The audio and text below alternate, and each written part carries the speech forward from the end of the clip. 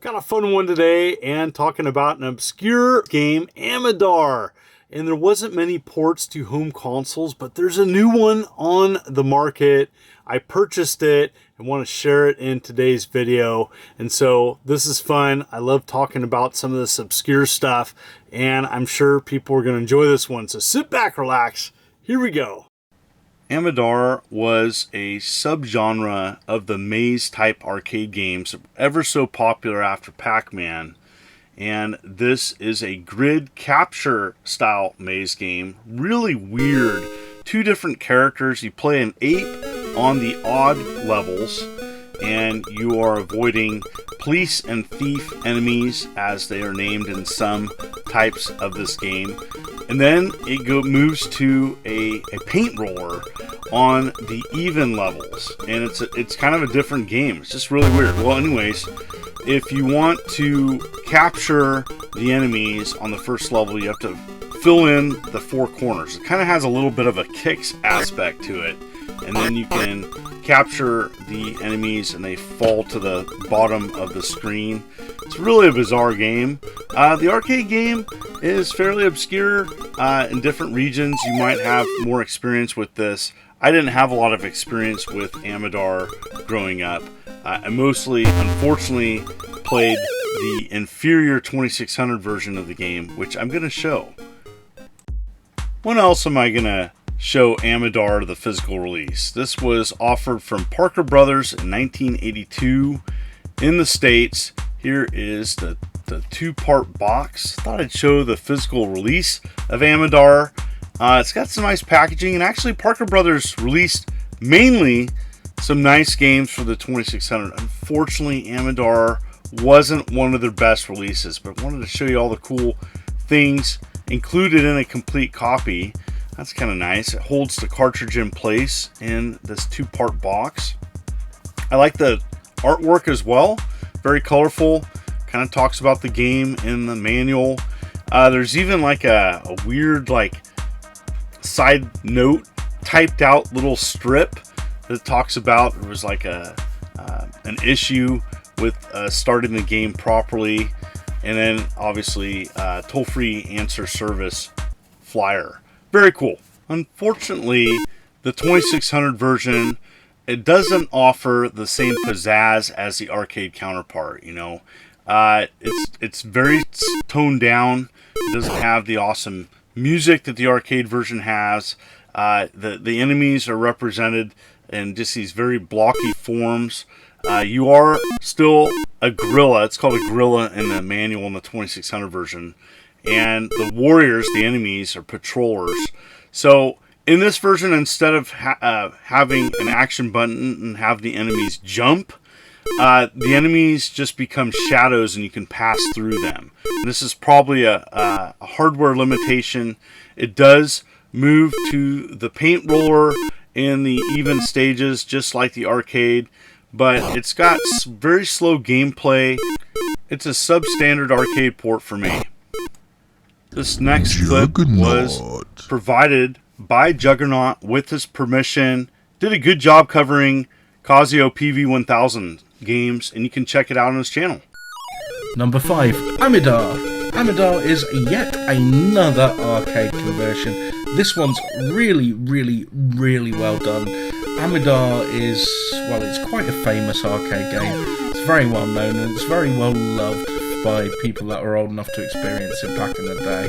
And this conversion's fantastic. It's got the gameplay down, it's got the speed, the frame rate, the music's quite catchy too.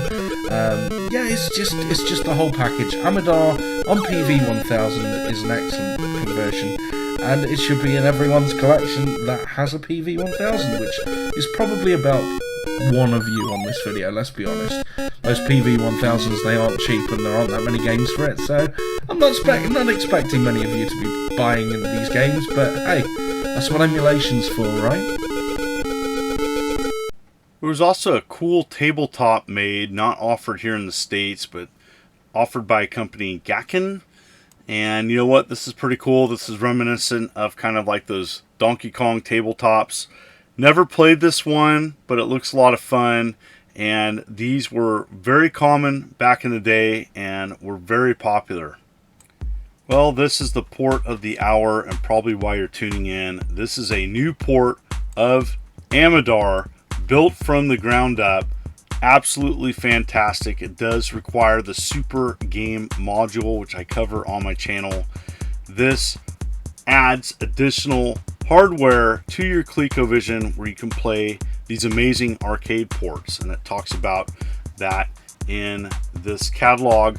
Opcode Games offers a club. I'm a part of that, in which you subscribe and you can purchase these limited releases, these amazing ports that are done with so much care. Oh my goodness, so well done. The boxes, the manuals are top quality. There's second to none releases for the ColecoVision. I've covered some of these on my channel, and man, it is amazing. So this is the arcade game on your ColecoVision. Absolutely fantastic. This is the 7th game that Opcode Games has offered, and look at that quality there. Man, that is fantastic. There's numbered carts. It is just an excellent port, and there's more information on their Facebook and Atariage subforum. Well, here it is. Here is the title screen, and it plays just like the arcade game. Looks like the arcade game. So it's absolutely fantastic, and they've done such an amazing job of getting this on the ColecoVision. I don't cover enough ColecoVision stuff on my channel. I've been busy doing other consoles, but you know, it's been a while since I've covered ColecoVision on my channel, so I wanted to just jump right in. So there's Amidars and Tracers are the different enemy types, and they have a different pattern on the grid. And so same thing, you fill in the 4 corners if you want to then take out enemies. You have 3 jumps that you can do in which you're not jumping but the enemy is, and it's a pretty tough game.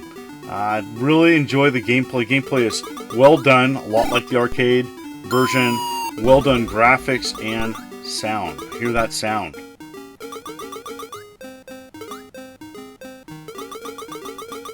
Yes, fantastic. Let's see if I can get through a level here.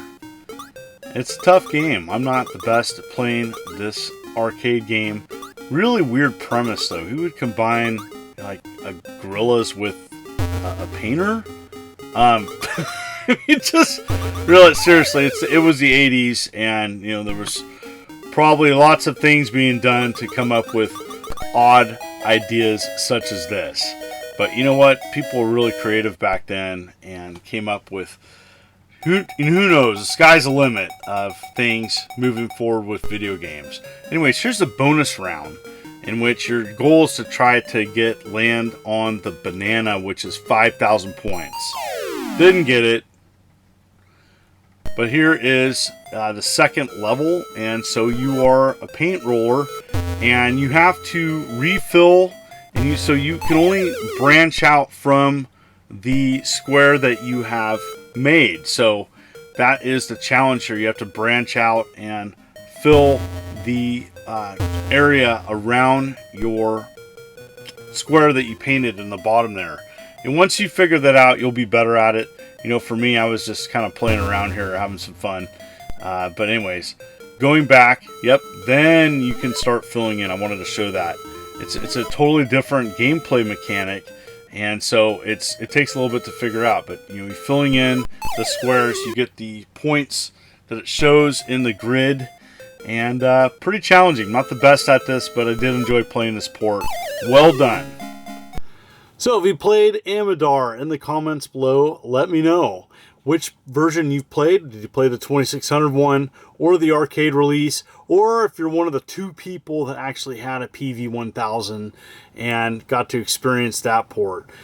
Pretty obscure. I want to thank the help doing this video. Anyways, thank you so much. If you like what you see, consider hitting that like and subscribe button and clicking the bell as I'm uploading videos every week.